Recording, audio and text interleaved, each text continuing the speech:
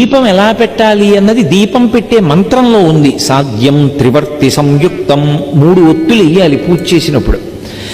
3 జ్యోతులు వెలుగుతూ ఉండాలి పూజ జరుగుతూ ఉండగా. ఇండ్లు వృద్ధిలోకి రావాలి అని యజమాని కోరుకుంటాడు కాబట్టి ఆ 3 జ్యోతులు తూర్పు ముఖంగా వెలుగుతూ ఉండాలి. ఇంకొక ముఖాన్ని చూడకూడదు, తూర్పు ముఖంగా వెలగాలి. 3 జ్యోతులు వెలుగుతున్నప్పుడు దీపం వెలిగించగానే అది మంగళ దీపం, అది ఈశ్వర స్వరూపం. బ్రహ్మ విష్ణు మహేశ్వరులు ఆ దీపాలుగా ఉన్నారు, త్రిమూర్త్యాత్మకం. ఇక వాళ్ళు ముగ్గురు తప్ప వేరొకటి లేదు లోకంలో.